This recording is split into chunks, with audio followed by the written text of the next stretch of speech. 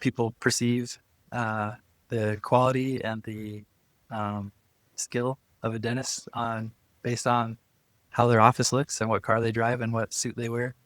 And it's not true. I'm quite comfortable with the things that we do and knowing that we do them well.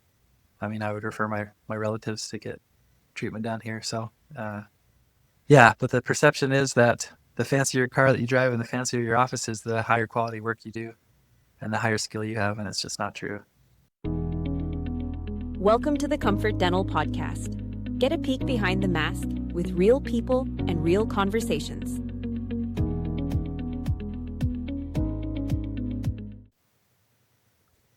So I am so excited that today I get to be with Dr. Todd Crandall of Comfort Dental in Durango. And you guys know this podcast is all about the man behind the mask, the dentist, the hero that does the work, getting to know a little bit more about them and their story. So Dr. Crandall, I just want to say thank you so much for even letting me interview you today. Thanks, Shawn. Yeah, no, I've never been a movie star. This is exciting. So my first question to you is, why dentistry? Oh, man. Good question. Tough question. Um, Dentistry for me was a second career. Um, a lot of it came out of financial necessity. I was a public servant for about 8 years before I decided to change careers and go to dental school. I had 4 kids and a master's degree, and I was making about $48,000 a year and asking my dad for help if I popped a tire on my car.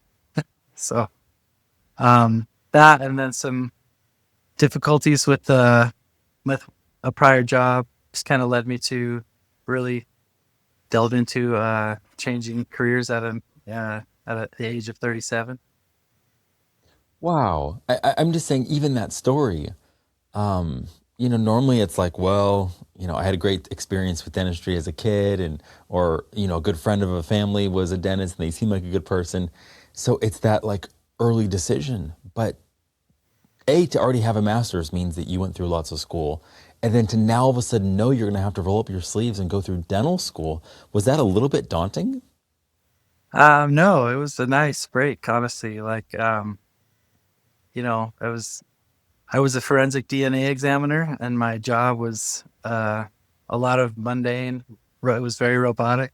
I was working a lot of samples in a high stress situation, and like you said, because of my education, the choice going back to dental school, I had all the classes that I needed. I didn't have to take a single other class to get in. Just had to take the big test and say a lot of prayers. So it was nice. I like school. I like learning, and I made a lot of friends. And it was also nice to not be so isolated in a little lab with a coat on and swabbing guns and underwear and all kinds of yucky stuff. It's nice to talk to people. Okay, so I can see how your previous profession, like you were saying, requires lots of intelligence, education. That's great for being a dentist. But like you're saying, you were by yourself. You didn't have to interact with a patient. And not only that, but what separates, most MDs from dentists is that you're actually a surgeon as well. How did the actual clinical hand dexterity piece come into it? Was that a challenge that you loved and realized you excelled at? No, it's been a process of learning from the go. Um, yeah, definitely a fully different animal. The hand-eye coordination and the fine motor skills to do things like root canals and um, prep bridges properly and those kinds of things. And it's just been each aspect of dentistry has kind of been its own animal that I've had to tackle. And so I think I was adequate, and now I'm quite proficient at most of those things. So yeah, I wouldn't say most. I just need to inspire confidence. I'm good at them all. There you go. There you go. Yeah. So when did you know, like, okay, I made the right decision. I love this thing called dentistry. Um, I think intellectually would be I think the day we did crowns in the lab in dental school, I just thought, man, this tooth, it's like really destroyed looking.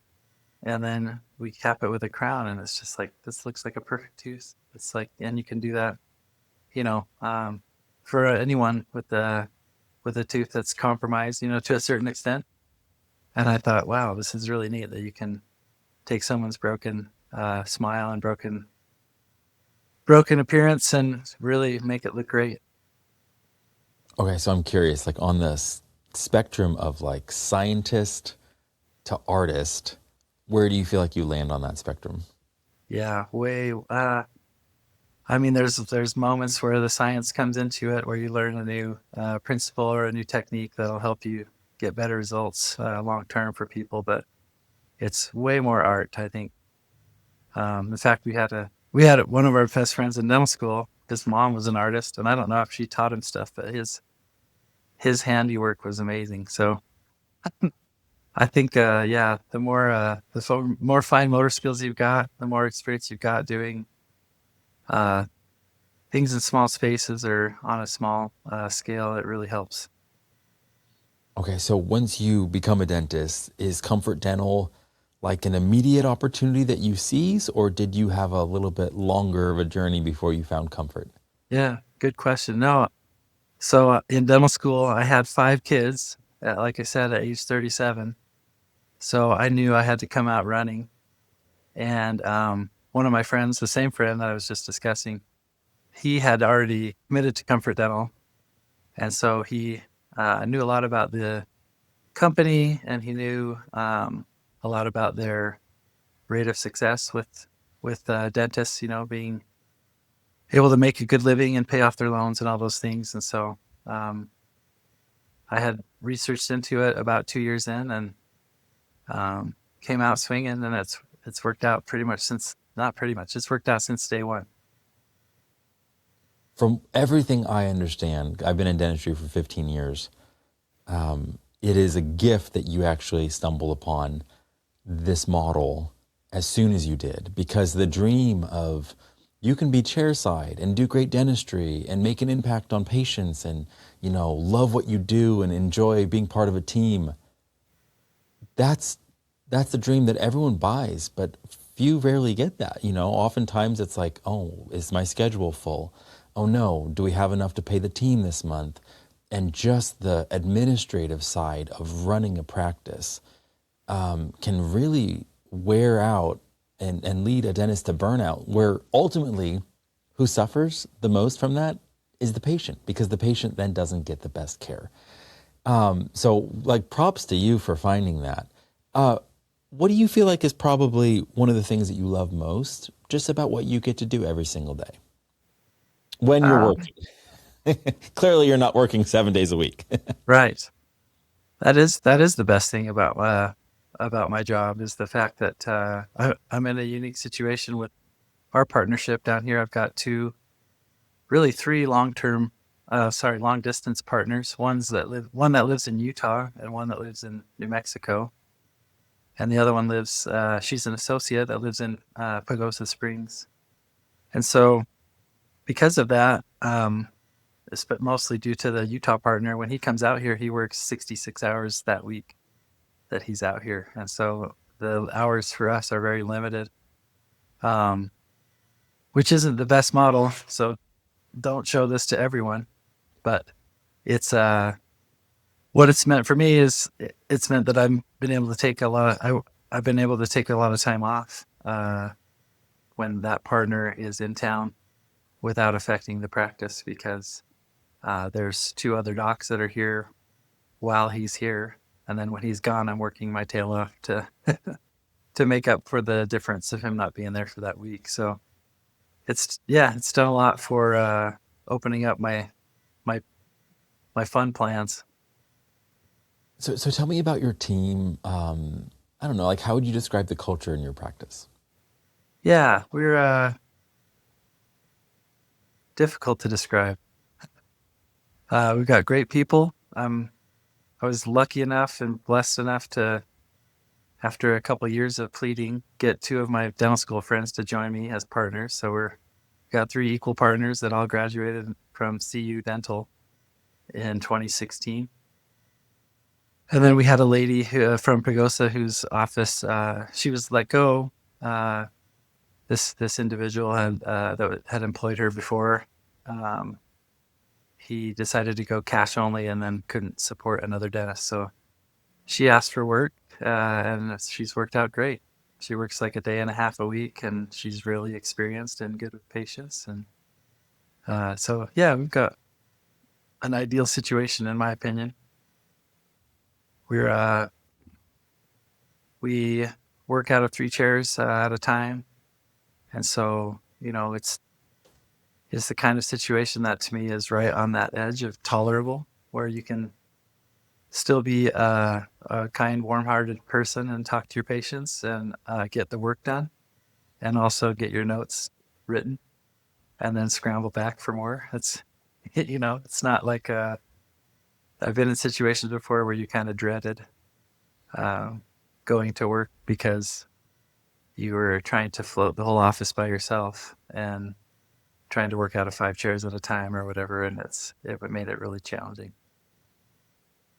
And ultimately, again, who suffers is the patient. It's like if a dentist has dread, you can feel that as a patient, that like something's wrong with the fact that someone's worn out, they're strained.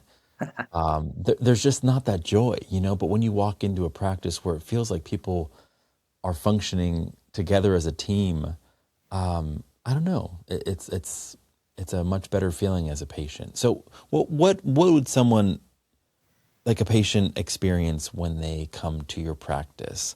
Like just trying to walk me through what that patient experience would look like.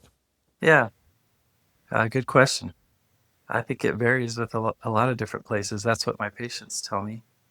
Um, we're unique here. I'm in the Four Corners area, so about 60% of my staff are Navajo, and so I don't know if you know Navajo people very well. If you've met a lot, they're really nice. They're like you never see them upset. Um, at least if they are upset, they hold it in very well, and they talk it out with you. And so we have a just a down to earth, friendly office, and so and I think that a lot of that comes down to the docs too, because the attitudes of especially our reception, are reflected by the doctors. So there's never, I don't know, we're not there to get out to get people, and I think they know that after they meet us, and um, our staff are there to support us and also to get them the right answers that they need, and hopefully get the help with their insurance that they're expecting. So it's a business, and there's always a lot of anxiety. These people, it's kind of like going to the tire shop to get new tires. You never know exactly what you're going to be uh, suggested as far as repairs go and all that. So we kind of recognize that and try to talk them through money aspects and talk them through different options of treatment that might fit their budget best. And um, yeah, I think we give them the best case scenario they can find, because we always take pride in the fact that we're less expensive than everywhere else in this town, and that we do good work. We do so much work. There's only one endodontist in this town, and so we do so much work. We've gotten really good at what we do. Okay, so I want to go a little deeper on what you were just saying about patients that, might be nervous or might have some anxiety. That's fairly common in dentistry. Is there anything that you or your team do specifically to try to put them at ease? Yeah, Valium really helps. No, I'm kidding. That does. We the Do, ones do that you actually use humor? we try to. Yeah, I mean, you have to laugh at things, right? Life is funny that way. So no, there are patients that are so high anxiety that sometimes it takes a little medication to bump off the edge so that they can tolerate getting numb and all the nervousness. Some of them had really bad experiences, and Um, almost always those aren't in our office. And so sometimes you have to just talk them off the ledge until they feel comfortable enough to proceed forward.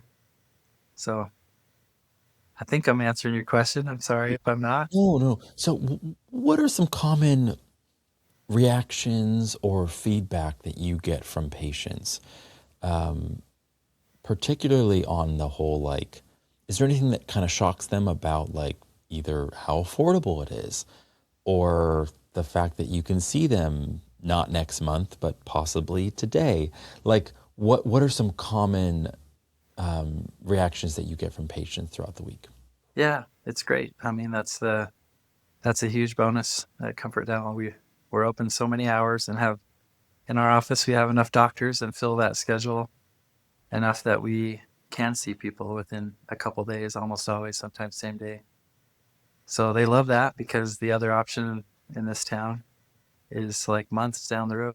And that's one of the driving factors that helped me and my wife decide to open this office and come here was we called the offices to see if they accepted Medicaid, which is one of our big providers. That's about 60% of what we do here. Um, and the I think two offices back then accepted, but they had a year-long waiting list to be seen. So for a new patient, and getting treatment when you're an existing patient took a long time too. That's what we get feedback from other patients. So it's a big bonus. It's something that we kind of hang our hat on. I don't understand that. If you're in pain, you can't wait a year. Yeah, I know it's tough, right? Well, a lot of times you can't wait hours. You need help right away. So for patients that that show up when they say they're coming, we are getting them in almost always as soon as they can make it. I mean, that is potentially life-saving, what you're doing. There must be some measure of, again, satisfaction maybe, or I don't know, just feeling like a measure of fullness of like, wow, we know we do a good job and we're really serving our community, because it sounds like the need is there. The need is here, yes. Um, I don't. It's not. I don't know how you gauge how high our needs are in our town here compared to other offices, but I don't know if I'd consider myself a lifesaver. I think those are hard. That's hard feedback to swallow for someone like me. But when I give someone an injection and they go, "Oh my gosh, I didn't barely feel that," that's when I feel like because once they're numb, they don't really know what's going on, and so. But if I can make their experience easy on them, that's my goal. Make them not afraid to come back. So Now, if a patient doesn't have the option for Medicare or Medicaid, is there still options for them to get treated, at a fairly affordable rate? oh yeah, yeah. Um, most of our patients that aren't on Medicaid are thrilled. First of all, when they see our fees. So I don't do real time updated fees for comparisons for people, but the feedback we do get is we have our out of pocket rate for procedures are usually on about 60%. 1,300 compared to 2,500 for a crown. That's usually what people are gauging. They're not usually looking at prices of fillings and things, but they're all similarly discounted when you compare them to a private dental office. And then for people who don't have insurance at all, and they're not qualified for Medicaid, we offer the Comfort Dental Gold Plan. Knocks their fees down a ton, and Can you usually, tell me more about the Gold Plan? yeah. I mean, it's a it's a discount plan for people who have not arranged dental insurance or can't afford it. Um, that gives them access to exams and X-rays at a price that is really structured, so they're not ever surprised. They get the appropriate X-rays they need and the appropriate exams they need at a cost of like $60 per year for 2 visits, which is unreal. It's ridiculously inexpensive.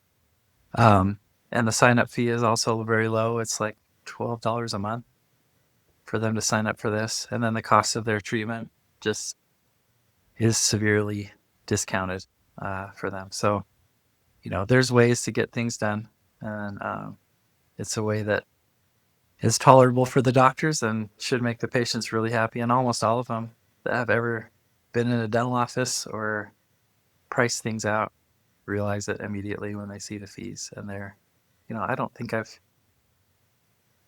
know of a patient that we've got that has signed up for Gold Plan that has come off it. They just keep using it and abusing it. So it's great. It's great for them.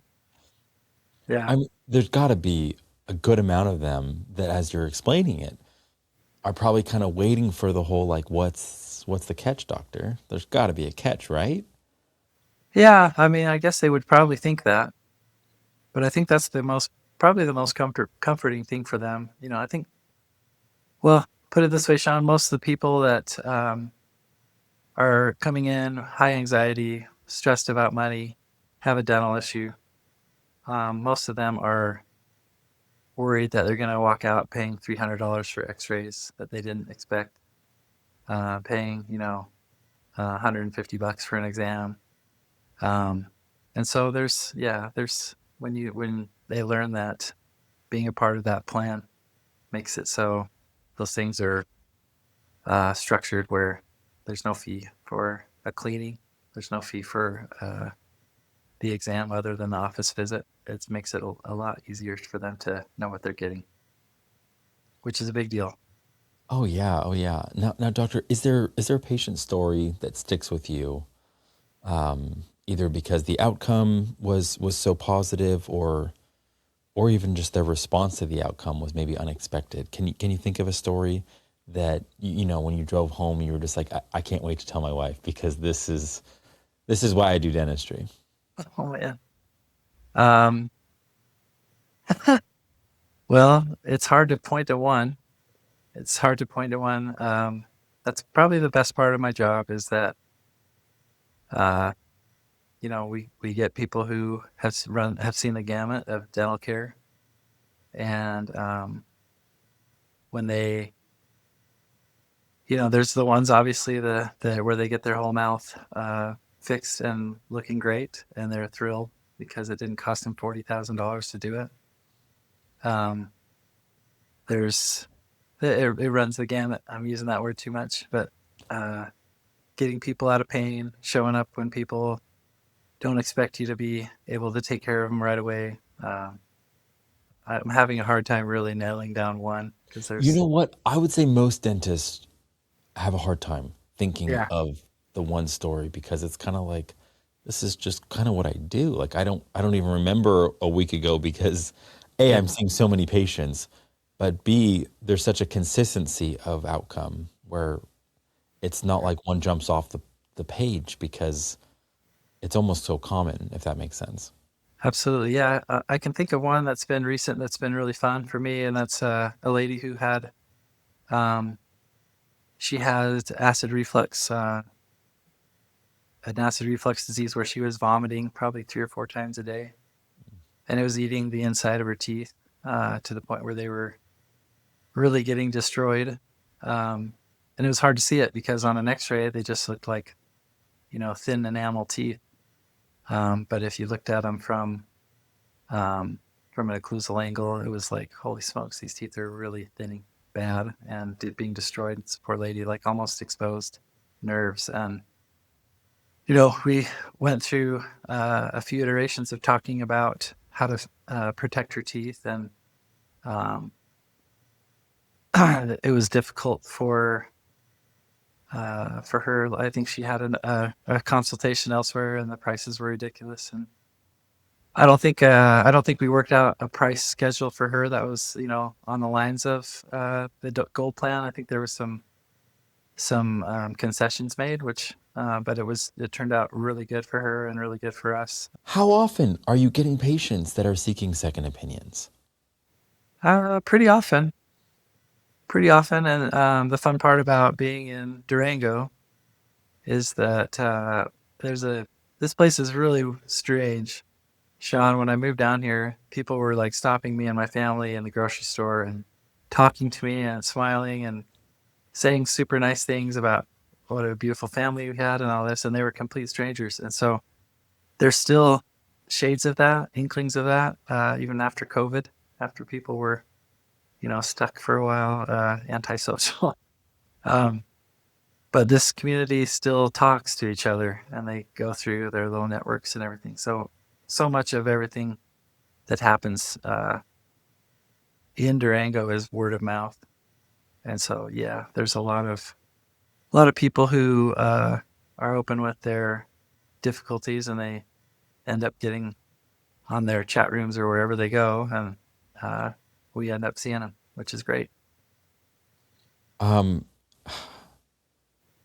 so right now, like if a patient is listening, like is there an ideal patient, or let's say it the other way, is there someone that's not a good fit for your practice? Um, I've got all their names in my head right now, all of them. No, there are basically we are we have personalities that'll accommodate pretty much everyone, and I might not be the perfect fit personality wise for some people, and my partners are, and some of my partners might not be at the greatest fit personality wise to accommodate someone else's expectations. So it's hard for me to say that there's anyone out there that's not a fitting patient for us. But I will say this: there's been a few that had unfair, unreal expectations, and I don't want to see them. So Which I think is, it's fair. It's like if yeah, someone is not going to respect the team or be kind, and then that's pretty much our limiting factor. We can tolerate almost anything, but disparaging remarks or curse words against us or our patients, mostly our staff. That's a one-way ticket out of our practice. Sorry to say, we won't tolerate that, but we tolerate a lot. so you probably already answered this, but in case something else comes to mind, like, doctor, what makes you smile outside of dentistry? Oh, well, I've got a lot of kids. They make me smile. I'm fixing up an old sailboat, and that makes me smile. Um, the town I live in makes me smile. I love it here. It's really pretty. Okay, wait. I need to press on the sailboat. Fixing up. So this means you're like sanding, recoating, refinishing. Is it the interior? What are we doing to the sailboat? Oh man, Shawn, that's the easy stuff. You're hitting the end of the list there. So I bought a boat. My wife and I bought a boat that's out in South Carolina that was kind of abandoned, but it was the right model, and it was what we thought was the right price. But I've had to reinstall and trace wiring and reinstall electric panels and get an engine that was unseized, and get all the systems like the brakes on a boat. There's an anchor and a windlass that help to stop the boat. All those things were not working at all. So I've learned a ton about restoring an old boat over the last, I don't know, 10 months, 11 months. Okay, so what is this to you? Is this a challenge? Is this play? Is this the means so that you can explore the ocean, the open ocean someday with your wife and family? Like a little bit of all of it? Like what this, I don't Yeah, know. I don't want to say it's peculiar, but all the above. It's all that. Yeah, I love to sail. Um, I learned to sail at Scout Camp, being a leader at Scout Camp, like maybe 15 years ago or so. And so I've owned a couple small sailboats that I would drag down. That's another reason I came to Durango, is we're only 7 hours from the Sea of Cortez in Mexico. So get my kids on the sailboat and go cruise along and see dolphins next to us, and that's kind of the dream for me. And so we're just stepping it up to something we can sleep on and motor around and explore. Yeah. so how many of your patients do you think know that about you? Oh, a lot. They're they're a little upset that I'm not on the schedule, not available every week of the month. So they've learned from the staff and others where I've gone. Do you have One like of our do you have like pictures or any like anything that would decor wise show that you're an avid sales boat doctor? Oh, well, here, yeah, I'll show you. Let's see. Sorry, I gotta move the camera here.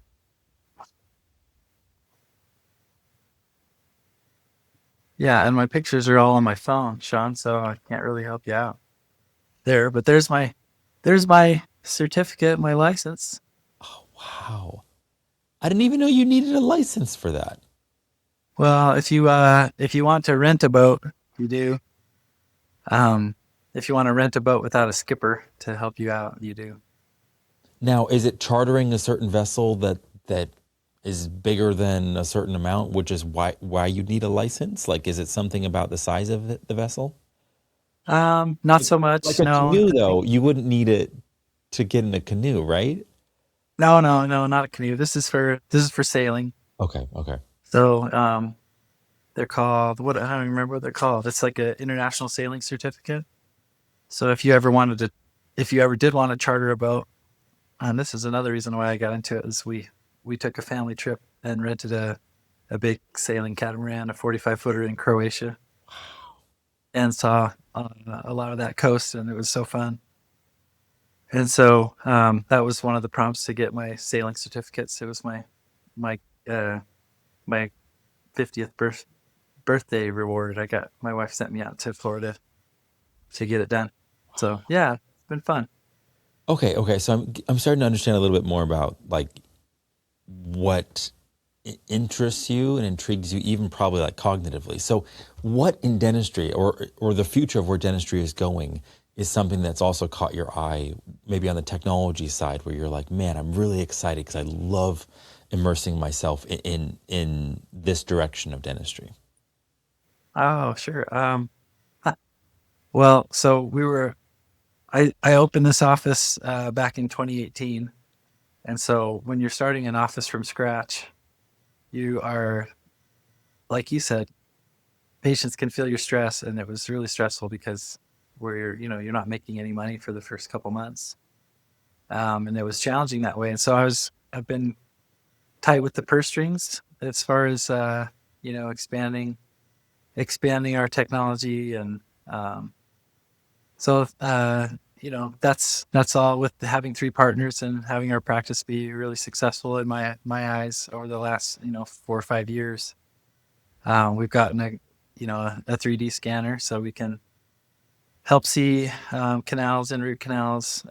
We can see uh, the bony ridge for feeling comfortable placing implants, and we've been through training, like mostly Comfort Dental sponsored training for that, which has been great. Some of the best instruction I've ever had in all of dentistry has come from those. And so that combined with, the digital scanner, which is, uh, that's been the greatest thing that's ever happened to our office. If this goes out to any other dentists, that, that 3D scanner, has saved us so many mistakes, as far as tracing patients, their procedures and having things fit better too. It's just like nothing has paid for itself over and over. It's been a huge blessing in our office, and some of it I think takes a little bit away from the skill set of our assistants as far as getting impressions. The old analog impressions took some skill to get proper impressions that are so much easier now that you can scan it and that they're accurate. It's just kind of nuts to me. I'm already feeling old because I've only been doing this 10 years, and I'm already feeling old because I haven't had, I've probably done two analog impressions or had two analog impressions taken in the last 5 years. And they were like space maintainers for kids. I don't know if you can do those with the scanner or not, but probably can. We just didn't do it because I didn't know. Doctor, are there any misconceptions that you feel like patients have in the community where they're like, oh, maybe for like standard bread and butter dentistry, Comfort Dental's great, but I don't know, my case is probably too complicated. Or my needs or my mouth or whatever, it's probably just a little too this or that. Like, do you ever run into that where it's during treatment or someone finally comes in and they start asking questions and you're like, yeah, we can take care of that. And they're like, real? Like, are there misconceptions like that, you think? I think, yeah, for sure.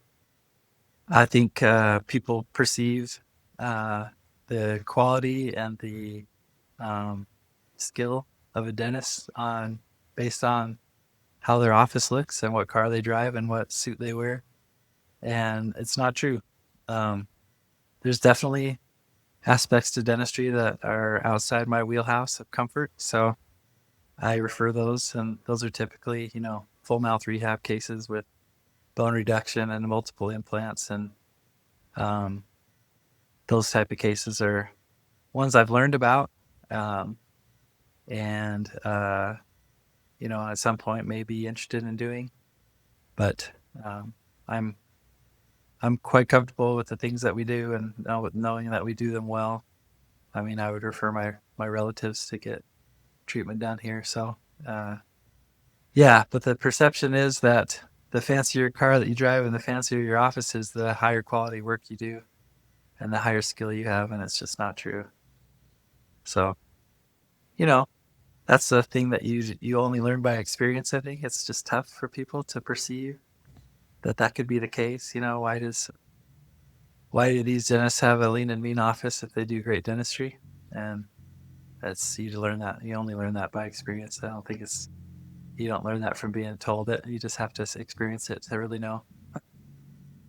So from what I understand about some comfort dental practices is that, there's a certain speed to, I don't know, busyness, let's just say. And there's a certain agility that maybe you need to have to be able to shift gears. The schedule looks a certain way, but then all of a sudden you have walk-ins. All of a sudden you have an emergency patient coming in. Is that ability to adjust, be agile, is that something that you enjoy about the dentistry, or does that come with a little bit of reluctance because it kind of adds some stress? Like, how do you handle that? Because I've heard some doctors, they're like, I love it. It energizes me. Every single day is different. And it's like, okay, that's definitely one way of looking at it. Yeah. No, it is. It keeps you on your toes, and patients are really smart. They observe you bouncing around, and sometimes you don't have a full schedule, and so you get to know them a little better, and you spend more time with them. And some of the people that you really love and care about, and know a lot of their life story, they see you bouncing, and they know, hey, the doc's got to get moving. I'm not the only one here, and they're cool. They're cool. They're cool with you. So I think it's fun. I think that's a fun aspect of the job, and them I think they appreciate it, and I think they know too. Oh, I'm not the only patient on the schedule today. I'm not paying the whole overhead of this office by hanging out here and getting overcharged. I think they kind of figure that out, but we don't want to say overcharged, but um, I think they know they're getting value when they see how hard we work, and um, how little we pump up our area, our office. Okay, so finish this sentence for me. Every patient deserves Excellent care. Yeah, excellent care. They might not deserve a smile every day, but they deserve excellent care for sure. You know, we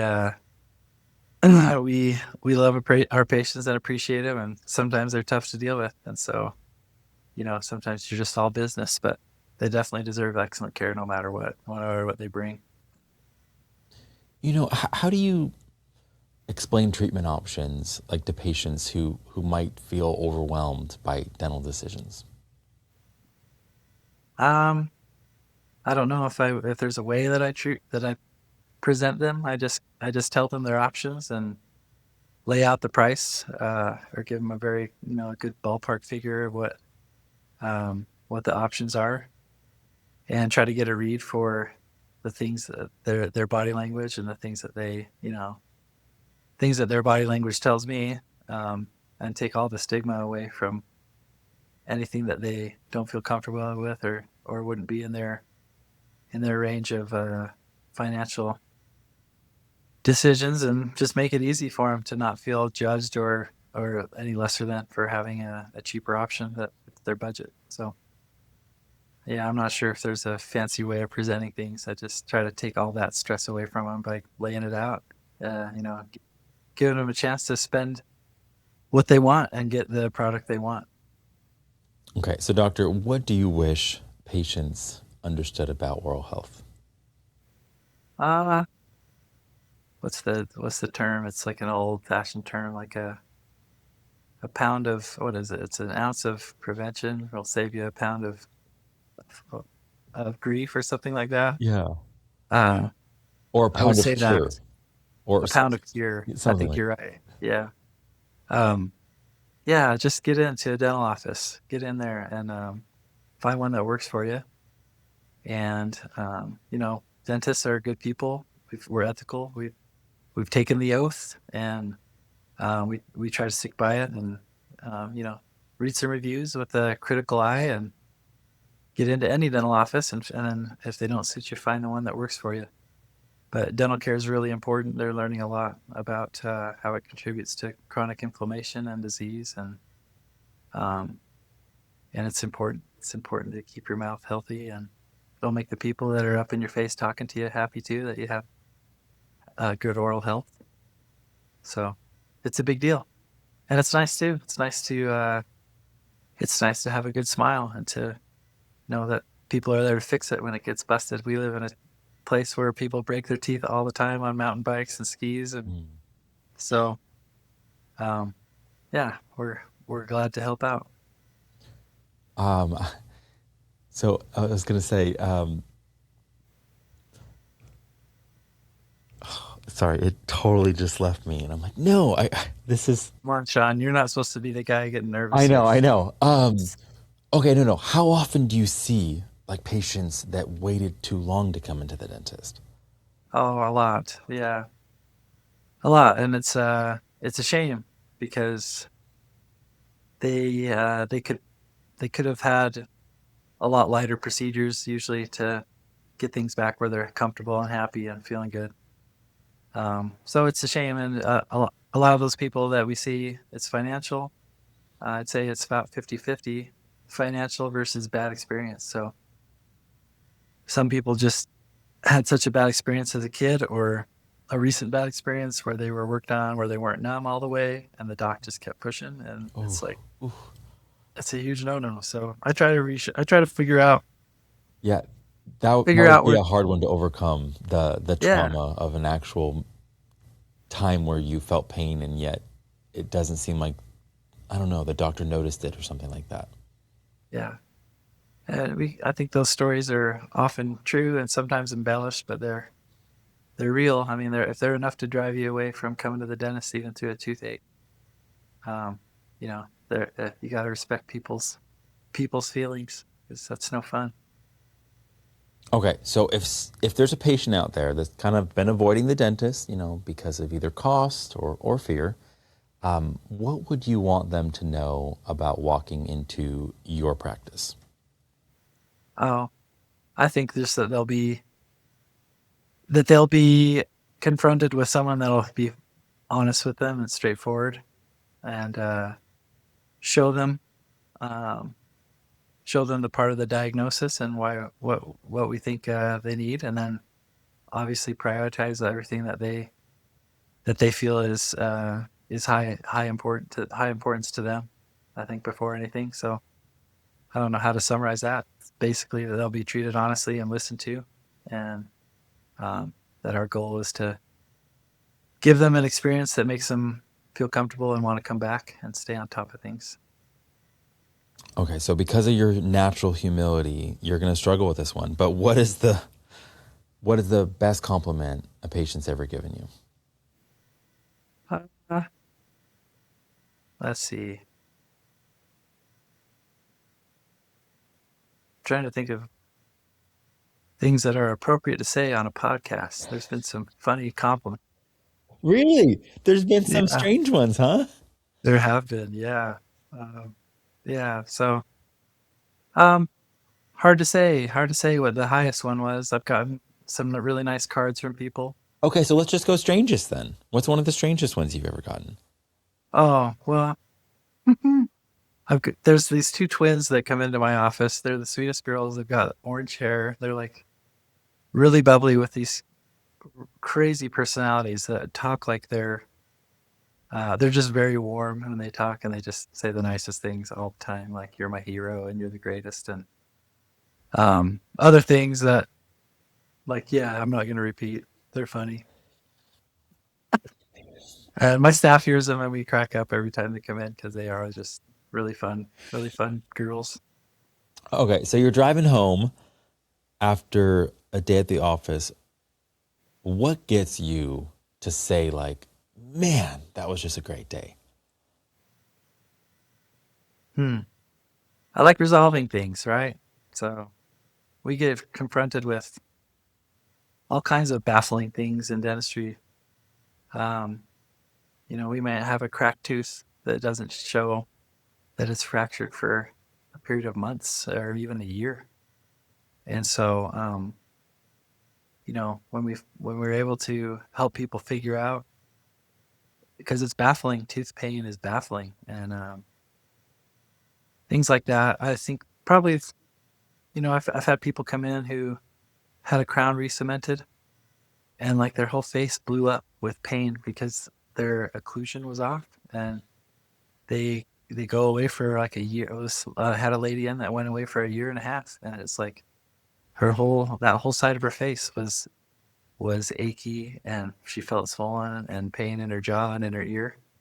And it took a tiny occlusal adjustment, and 2 days later, she's like, my pain's gone. And it's just, it's crazy frustrating because you're just thinking, all this person did was re-cement this crown, and it probably upped it by like a tenth of a millimeter. And this lady's, her brain's telling her, you got to chew that down. I don't know what it's doing, but those kinds of things, when you figure out conservative options to help people feel better, and it's almost, I mean, to be fair, it's almost always occlusion or a cracked tooth or something that's hard to diagnose. Um, and you figure it out, and they're like, man, that guy's awesome. He's got really great hands. He worked a miracle in my mouth. They think it's some miracle. So that's fun for me. Okay, so last question is what would be the one word that you hope patients describe you with? Oh man, we all want to be cool, right? Really cool. I would wish they would call me skinny. I'm working on that. Um, no, I think you said, what's the one word I wish my patients would describe me as? I don't know, friendly, I guess. Yeah, I like to make friends. And the dental office is a fun place to do that. You get to learn a lot about people.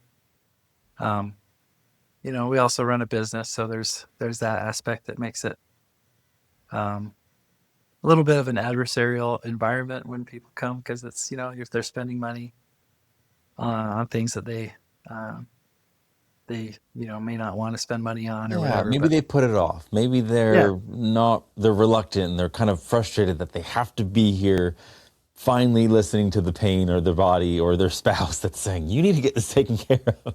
yeah, yeah. So I think that there's when they're already in a stressed out position, they want someone who's going to treat them like they appreciate them, And so um, I don't know. Maybe it's because I'm a little bit into my career, but there was a little more stress earlier in my career. But I've always been someone that's like, I'm not out to get you. We're gonna get things to where you're happy, and do everything in our power to get you feeling good and get things fixed, and not have you walk away with something that you just that didn't go well and you never got taken care of. I think that goes a long way with people when you treat them that way, and they trust you a lot more too, and things just tend to go better when they are not stressed and you are not either. So comfort allows you to do that. I think we've got it's not so intimidating if you have to redo a crown or a bridge for someone or remake a denture. It's something we can handle, and oftentimes patients don't know it, but we can get the stuff that they've got feeling really good or close to what they want. So yeah, that's taken a lot of stress off too. So yeah, I don't know, friendly. I try to be friendly with people, let them know that I'm not their enemy, which is, they might feel that way coming into a dental office. Well, you guys heard it here. Dr. Todd Crandall, one of the heroes behind the mask from Comfort Dental. And what struck me as interesting was not only that you kind of got a late start to dentistry, but you took a detour before and have a master's degree. That's not a very common thing for a lot of dentists. We found out that you have a really interesting even arrangement in your practice where you have two great friends that also are Comfort Dental docs that don't even live in the same state, that travel in to be part of this really unique, caring group that makes up this team. That it's all about delivering the best patient care, and also on your side hobbies are exploring the open oceans on a sailboat. That I think all of us are hoping you will make some really great progress on, and you'll get it to completion, hopefully this year? Yeah, actually so let's be fair, Shawn, we're not doing open ocean, we're doing coastal cruising, okay? Okay. But yeah, spring break, I'm taking the whole family up the intercoastal waterways from South Carolina to the Chesapeake Bay. So pray we make it. We're hoping for very small incidences, if any. So. Well, Dr. Crandall, it's been great hearing about your family, your 5 kids, some of your hobbies, the ways in which you go above and beyond to take care of your patients. It really has been an honor. Thank you so much for letting me interview you today. Yeah, Shawn, it's been fun. Thanks for listening and summarizing us so well. I think you described us really well, so I appreciate it. Thank you for listening. You can learn more about Comfort Dental at comfortdental.com.